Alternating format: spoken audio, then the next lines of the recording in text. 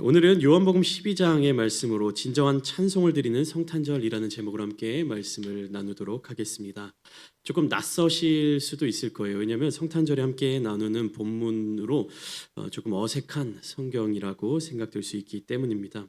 왜 그렇습니까? 보통 대부분의 성탄절은 아기 예수에 대해서 함께 나누고 또 아기 예수의 오심을 기념하는 예배를 드리기 때문입니다. 그래서 아기 예수의 탄생에 대하여서 이야기하는 성경 본문이나 아니면 아기 예수의 탄생을 예언하는 성경 말씀을 통해서 함께 나누곤 합니다. 근데 저는 오늘 이 시간 이 예배를 통하여서 아기 예수라는 말의 의미가 무엇인지를 함께 나누어 보고자 합니다. 이 아기 예수는 어떤 의미를 가지고 있는가? 완전한 하나님이신 예수 그리스도께서 인간의 몸을 입고 이 땅에 내려오신 것을 의미하는 것이죠.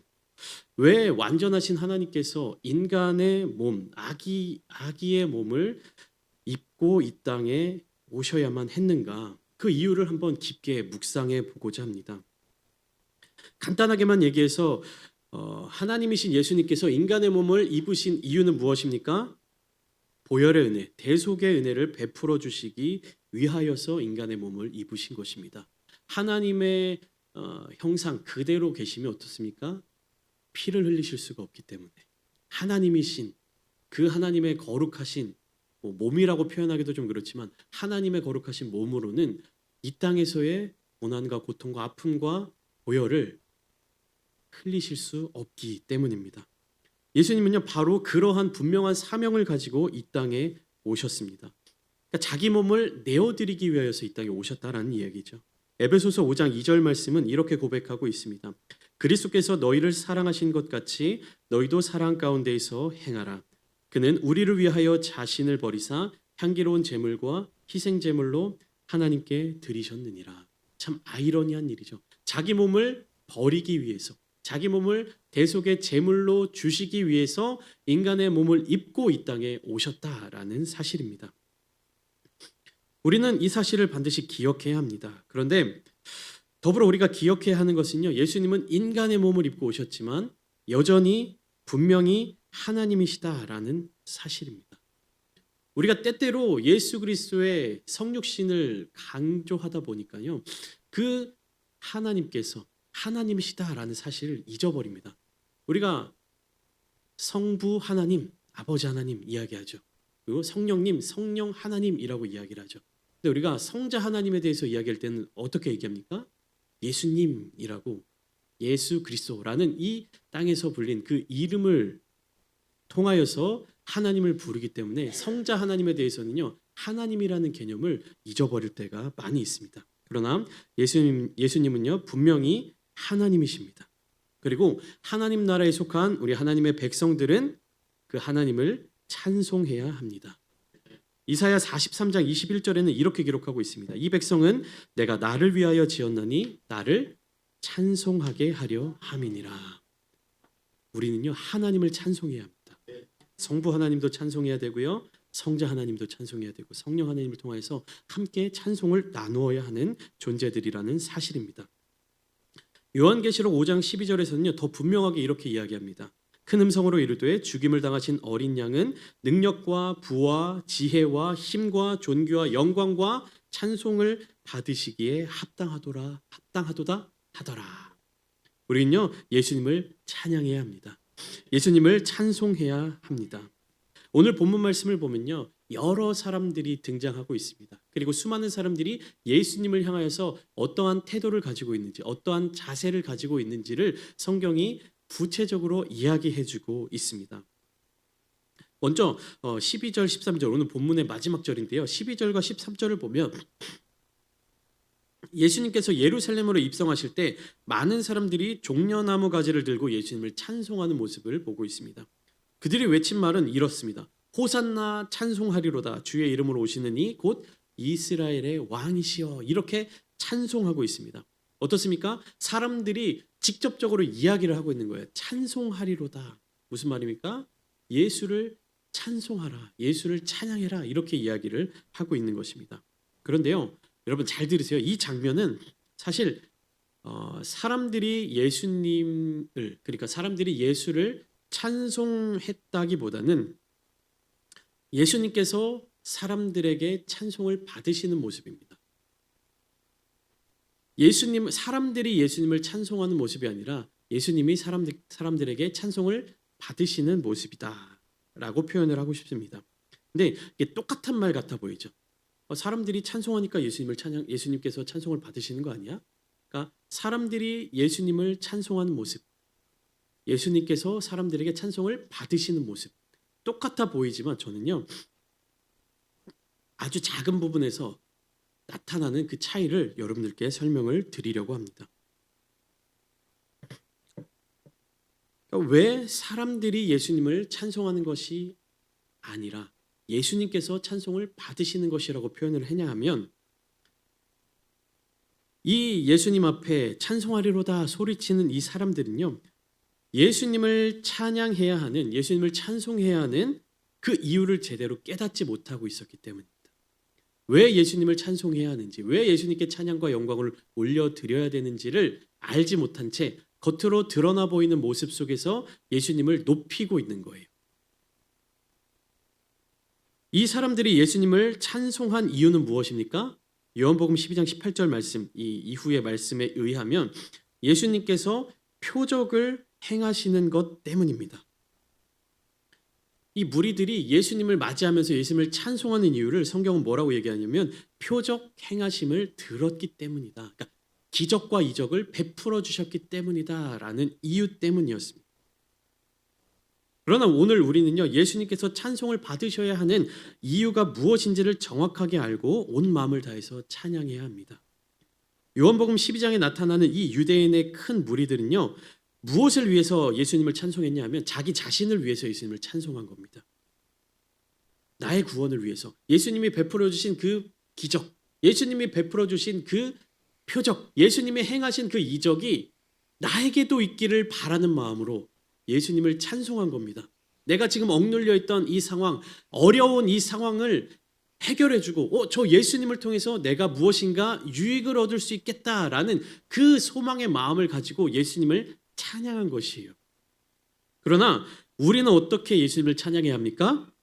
예수님, 하나님이신 예수님, 그분을 온전히 찬양해야 하는 것입니다. 우리가 예수님을 찬송하는 그것으로 말미암아 예수님이 우리에게 어떠한 표적을 행하여 주실지, 예수님이 우리의 삶에 어떠한 변화를 일으켜 주실지, 예수님이 우리에게 어떠한 유익을 가져다 주실지를 기대하는 것이 아니라 무엇 때문에? 찬송받으시기 합당하신 분이시기 때문에, 하나님이시기 때문에 우리는 그런 예수님을 찬송해야 하는 것입니다. 그래서 더욱더 이 크리스마스 성탄절에 예수님을 향한 찬양의 목소리가 더 높아지기를 소망합니다. 세상 가운데 수많은 캐롤들이 있습니다. 또 교회 안에서 함께 나누는 찬송들이 있지만 그것이 정말로 예수님이 주인공이라는 사실, 정말로 주님을 향한 거룩한 찬송이 되기를 소망합니다. 왜 노래하는지도 모른 채, 왜 예배를 드리는지도 모른 채 그저 크리스마스니까, 성탄절이니까, 성탄절 감사 예배가 교회에서 있으니까 그렇게 예배를 드리는 우리가 되는 것이 아니라, 우리가 누구를 찬양하고 누구에게 예배를 드리고 무엇을 위하여서 찬송하는지를 분명하게 알고 하나님을 향한 거룩한 찬양의 목소리를 올리는 우리 모두가 되기를 소망합니다. 예수님은 어떤 분이시냐? 하나님이시면서 동시에 이 땅에서 메시아로서 나타난 예언을 성취하신 분이십니다. 여러분, 성경은요, 구약도 그렇고 신약도 그렇고 모든 부분이 예수 그리스도에 대하여서 나타내고 있는 말씀입니다. 구약은 누굽니까? 오실 예수님을 나타내는 것입니다. 신약에서 복음서는 무엇입니까? 이 땅에 오신 예수님에 대해, 그리고 그 이후의 성경들은 다시 오실 예수님에 대하여서 나타내고 있는 말씀들입니다. 그런 부분에 있어서 예수님은요, 구약 성경의 메시아로서 선포된 예언을 성취하신 분이십니다. 오늘 본문 속에서 이스라엘 백성들은 예수님을 메시아로 환영하며 이스라엘을 구원하실 분으로 찬송하고 있습니다. 예수님의 예루살렘 입성은 스가랴 9장 9절의 예언을 성취하는 사건인데요. 우리 함께 기쁜 마음으로 함께 읽어보겠습니다. 시작. 시온에 따라 크게 기뻐할지어다. 예루살렘에 따라 즐거이 부를지어다. 보라, 내 왕이 내게 임하시나니 그는 공의로우시며 구원을 베푸시며 겸손하여서 나귀를 타시나니 나귀의 작은 것 곧 나귀 새끼니라. 예수님은요, 이 말씀뿐만 아니라 구약에 예언되어 있는 메시아적인 그러한 사명들을 이 땅에서의 사역 가운데 이루신 분이십니다. 메시아로서, 구원자로서의 정체성을 명확히 나타내셨던 것이죠. 그 두 번째, 예수님은 이스라엘의 참된 왕으로 오신 분이십니다. 이 군중들, 무리들은 예수님을 이스라엘의 왕으로 환영하며 찬송하고 있습니다. 이는 그들이 예수님을 다윗의 왕권을 회복하실 분으로 여겼음을 보여주는 것이죠. 예수님은 마태복음 1장에서 다윗의 후손으로 소개되며 그리고 신약 전체에서 이 약속을 성취하시는 분으로 나타나고 있으며 특별히 마태복음 2장에서는 동방으로부터 온 박사들이 이렇게 고백합니다. 유대인의 왕으로 나신 이가 어디 계시냐? 우리가 동방에서 그의 별을 보고 그에게 경배하러 왔노라 하니. 유대인의 왕으로 나신 분, 예수 그리스도를 이렇게 나타내고 있습니다. 예수님은 예언된 메시아이시면서 동시에 이스라엘의 참된 왕이셨던 것입니다. 그런데 예수님을 찬송하고 있는 이 무리들은요, 예수님을 정치적인 해방자 또는 민족적 지도자 이렇게만 생각했을 수 있으나 성경 말씀은 예수님이 곧 하나님 나라의 영적인 권위를 가지신 진정한 왕이다라고 소개하고 있는 것입니다. 이스라엘 백성들이 바라보는 예수님의 모습, 구원자의 모습이고 또 왕으로서 입성하는 모습, 그것은 옳지만 그들의 생각 가운데서 예수님을 구원자로 여기는 이유, 예수님을 왕으로 여기는 이유가 무엇이라고요? 자기들의 구원을 위해서, 자신들의 회복을 위해서. 그래서 예수님을 찬송하고 있는 것입니다. 그러나 우리는 정확하게 알고 있죠. 예수님은 온전한 메시아이시면서 또 온전한 왕이시기 때문에 그 자체로 찬송받으시기에 합당하신 분이시다. 왕을 섬기는 마음으로, 왕께 찬양하는 마음으로, 동방에서 온 박사들이 왕을 경배하는 그 마음으로 예수님의 탄생의 자리 가운데로 찾아왔던 것처럼 오늘 성탄절을 기념하며 기억하는 우리들이 예수 그리스도를 진정한 나의 왕, 나의 구주로 섬기며 그런 주님을 찬양하기를 소망합니다.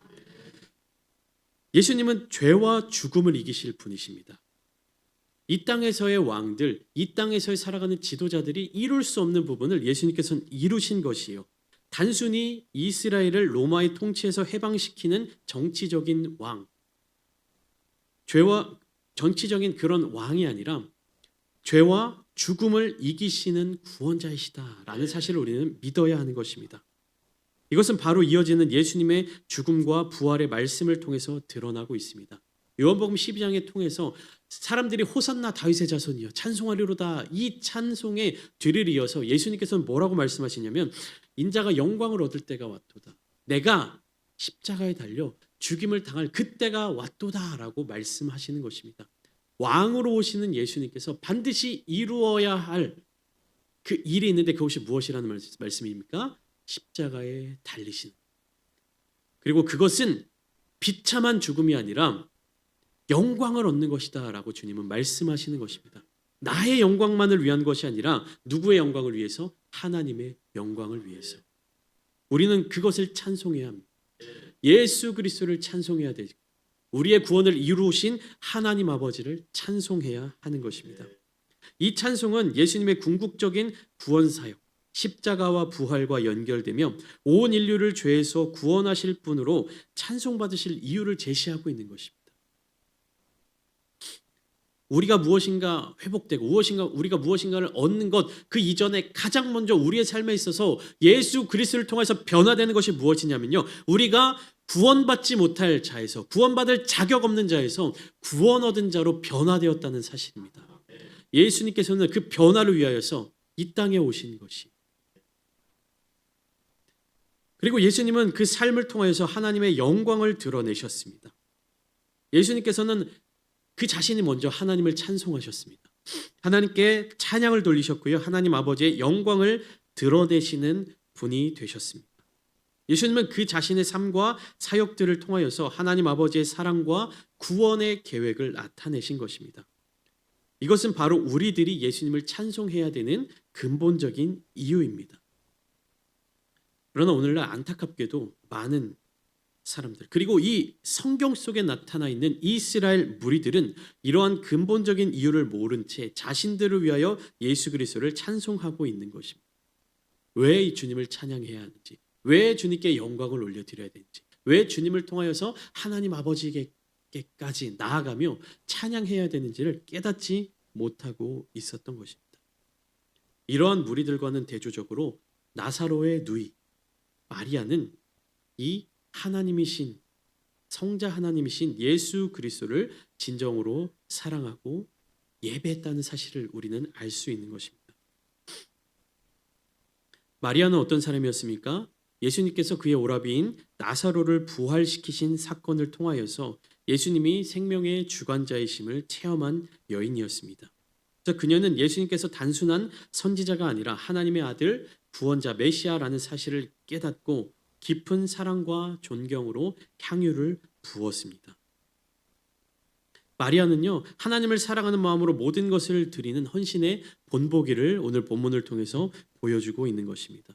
또한 참된 예배가 무엇인지, 진정으로 올려드리는 찬송이 무엇인지, 그것은 물질적 가치에 제한되는 것이 아니라 하나님께 대한 인격적인, 전인격적인 사랑과 헌신임을 보여주고 있는 것이, 우리가 생각하는 찬송, 우리가 생각하는 찬양, 우리가 그 대상을 사랑할 때 나타나는 그 모습들을 마리아는요, 그 이상으로 전적인 사랑으로 보여주고 있는 것입니다.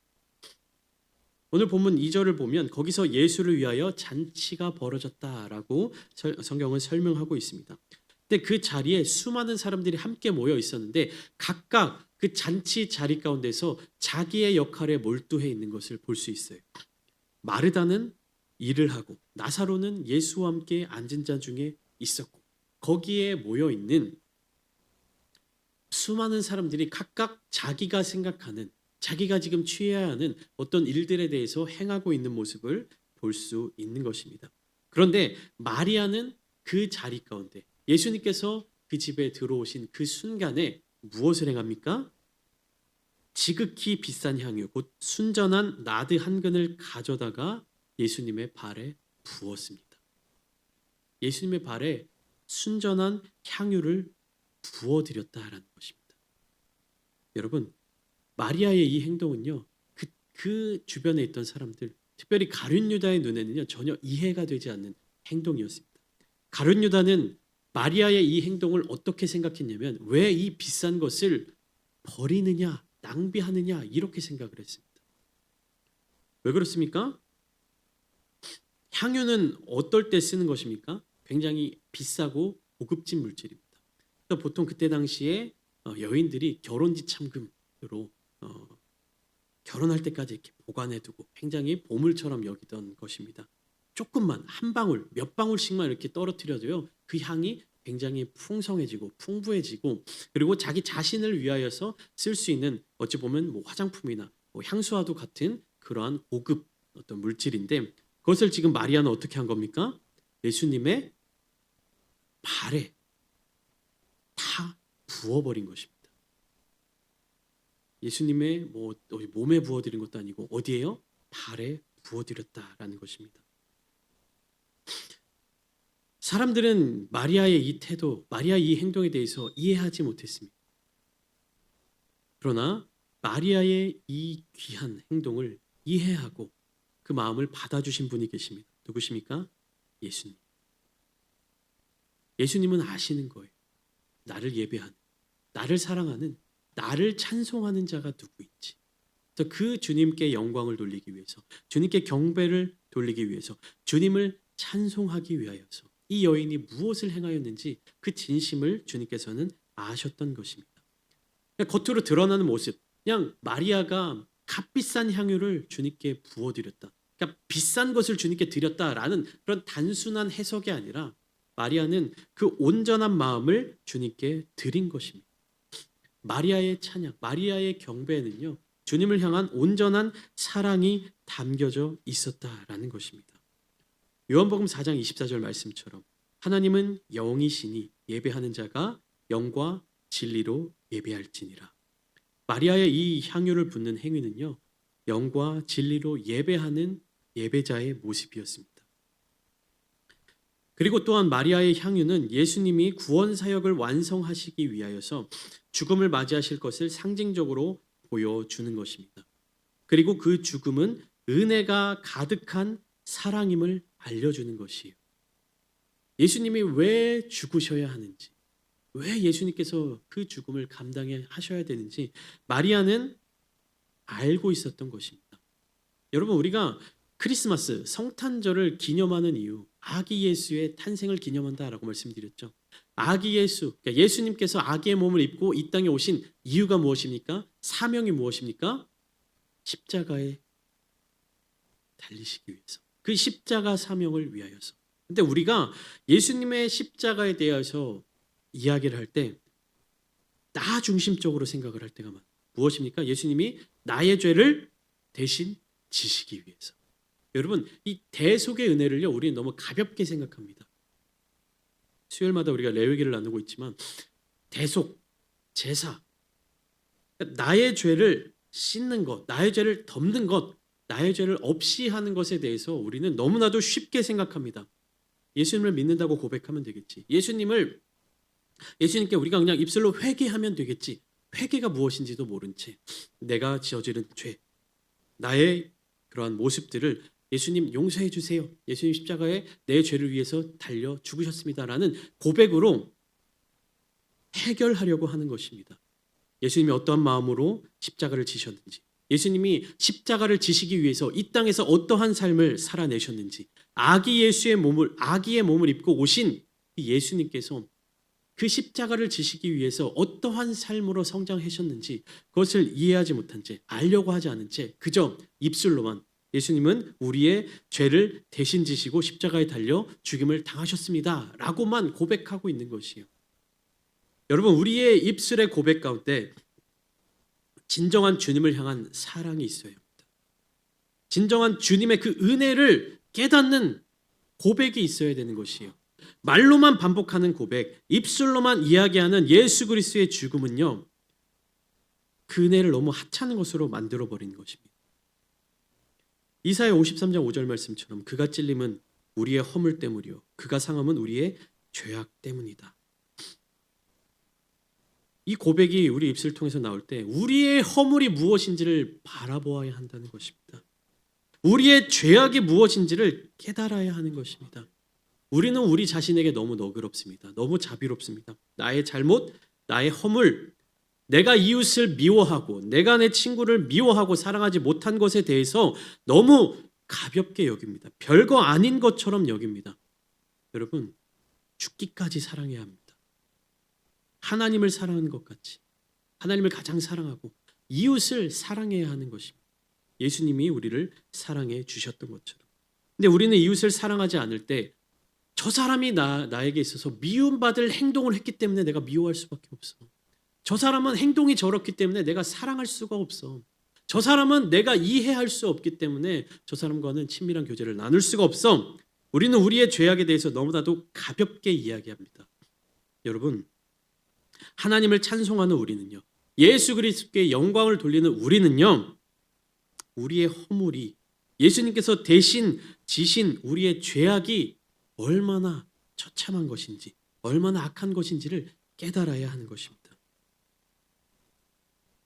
그럴 때 우리는 예수 그리스도를 사랑할 수 있는 것입니다. 나의 죄가 얼마나 무거운지, 나의 죄가 얼마나 깊은지. 누가복음 7장 47절 말씀에 이렇게 이야기합니다. 그의 많은 죄가 사하여졌도다. 이는 그의 사랑함이 많음이라. 사함을 받은 일이 적은 자는 적게 사랑하느니라. 여러분, 우리는요, 용서받을 수 없는 죄입니다. 그러나 그 큰 죄를 용서받았습니다. 우리는요, 사함을 받은 일이 너무나도 많습니다. 그러나 우리는 그것을 깨닫지 못하고 살아갑니다.